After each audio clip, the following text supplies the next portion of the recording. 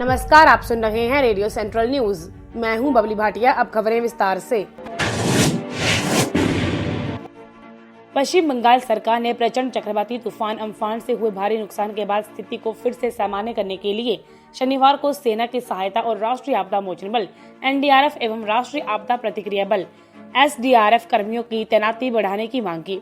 राज्य में बुधवार को आए चक्रवाती तूफान में कम से कम 86 लोगों की मौत हो गई और लाखों लोग बेघर हो गए तथा हजारों मकान ध्वस्त हो गए।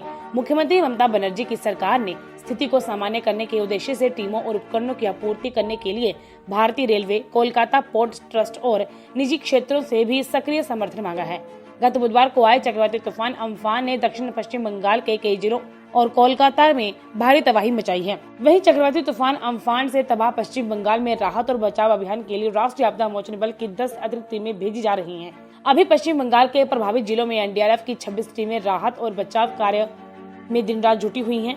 राज्य के आपदा प्रबंधन एवं नागरिक सुरक्षा विभाग के प्रधान सचिव ने 10 अतिरिक्त टीमों की तैनाती के लिए लिखित अनुरोध किया था, जिसके बाद इन टीमों को जल्द से जल्द रवाना किया जा रहा है। बल के अनुसार इन टीमों के शनिवार देर रात तक कोलकाता पहुंच जाने की संभावना है।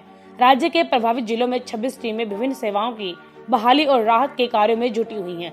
अतिरिक्त 10 टीमों के पहुंचने के बाद वहां तैनात एनडीआरएफ की टीमों की संख्या 36 हो जाएगी। उल्लेखनीय है कि अम्फान चक्रवात गत 20 तारीख को पश्चिम बंगाल के तट से टकराया था। इससे राज्य में जानमाल की भारी तबाही हुई है। राज्य में विभिन्न घटनाओं में 80 से अधिक लोगों की मौत हो चुकी है। देश में लगातार 2 दिन से वैश्विक महामारी कोरोना वायरस संक्रमण के 6000 से अधिक मामले सामने आने से कुल संक्रमितों की संख्या 1.25 लाख के आंकड़े को पार कर 1,25,101 पर पहुंच गई है। हालांकि राहत की बात यह है कि देश में 50,000 से अधिक लोगों ने इस संक्रमण से निजात भी पाई है।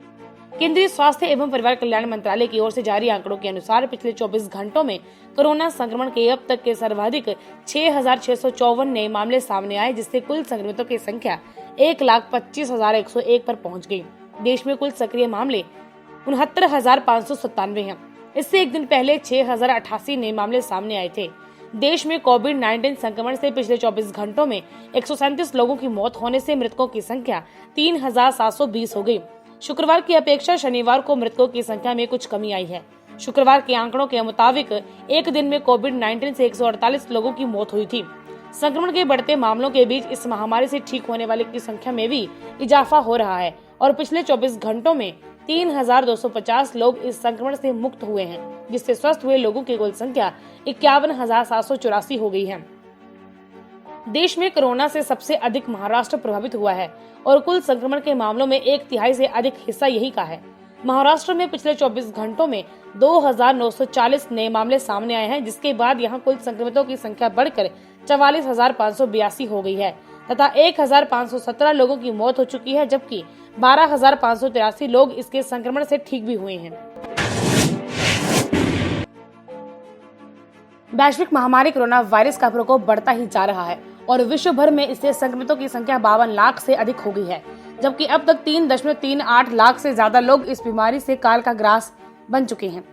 अमेरिका की जॉन हॉपकिंस यूनिवर्सिटी के विज्ञान एवं इंजीनियरिंग केंद्र CSSE की ओर से जारी आंकड़ों के मुताबिक कुल संक्रमितों की संख्या 52,10,065 हो गई, जबकि 3,38,142 लोगों की इस बीमारी से मौत हो चुकी है। दुनिया भर में सर्वाधिक प्रभावित देशों में सबसे ऊंचे पायदान पर खड़े अमेरिका के बाद अब ब्राजील दूसरे नंबर पर है, जबकि रूस तीसरे स्थान पर है। अमेरिका में कोरोना वायरस से संक्रमितों का आंकड़ा 16 लाख से अधिक हो चुका है, जबकि इसके संक्रमण से मरने वालों की संख्या 95,000 के आंकड़े को पार कर चुकी है। विश्व की महाशक्ति माने जाने वाले अमेरिका में कुल संक्रमितों की संख्या लगातार बढ़ते हुए 16,937 हो गई, जबकि 95,972 लोगों की मौत हो चुकी है। इस बीच ब्राजील में भी कोरोना ने विकराल रूप धारण कर लिया है और अब यह संक्रमण के सर्वाधिक मामलों में दुनिया का दूसरा देश है। ब्राजील में कोरोना संक्रमितों की संख्या 3,30,890 हो गई है तथा पिछले 24 घंटों के दौरान इस बीमारी से 1,001 लोगों की मौत के बाद देश में मृतकों की संख्या बढ़कर 21,048 हो गई है। रूस में भी कोविड-19 का प्रकोप जारी है और यह इसके संक्रमण से सबसे अधिक प्रभावित होने वाले देशों की सूची में तीसरे स्थान पर है। यहाँ अब तक 3,26,448 लोग इसकी चपेट में आ चुके हैं और 3,249 लोगों की मौत हो चुकी है। इसके अलावा ब्रिटेन में भी हालात लगातार खराब होते जा रहे हैं। यहाँ अब तक इस महामारी से 2,55,544 लोग प्रभावित हुए हैं। और अब तक 36,475 लोगों की इसके कारण मौत हो चुकी है। यूरोप में गंभीर रूप से प्रभावित देश इटली में इस महामारी के कारण अब तक 32,616 लोगों की मौत हुई है और 2,28,658 लोग इससे संक्रमित हुए हैं। स्पेन में कुल 2,34,824 लोग संक्रमित हुए हैं, जबकि 28,628 लोगों की मौत हुई है। इस वैश्विक महामारी के केंद्र चीन में अब तक 84,081 लोग संक्रमित हुए हैं और 4,638 लोगों की मौत हुई है। इस वायरस को लेकर तैयार की गई एक रिपोर्ट के मुताबिक चीन में हुई मौत के 80% मामले 60 वर्ष से अधिक आयु के लोगों के थे।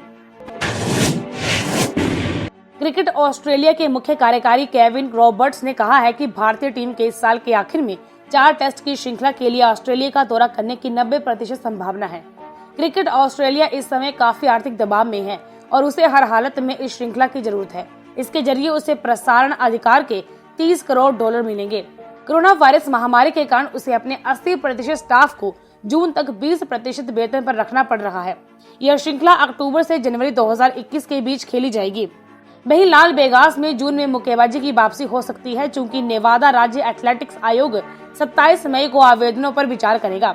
यह बैठक टेलीफोन पर होगी क्योंकि कोरोना वायरस महामारी के कारण सामाजिक दूरी के नियम लागू हैं। यह 14 मार्च के बाद आयोग की पहली बैठक होगी। आयोग वेगास में 30 मई और 6 जून को अल्टीमेट फाइटिंग चैंपियनशिप के आयोजन के आवेदन पर भी विचार करेगा। इसके अलावा 9 जून को बॉब एरम की टॉप रैंक भी मुकाबले का आयोजन करना चाहती है। रेडियो सेंट्रल न्यूज की टीम सभी देशवासियों से अपील करती है कि लॉकडाउन से ही कोरोना को रोका जा सकता है। आप घर के अंदर रहकर इस घातक वायरस से बच सकते हैं। जान है तो जहान है। आपका यह कदम आपकी जान के साथ साथ पूरे देश को कोरोना वायरस के तांडव से बचा सकता है। धन्यवाद।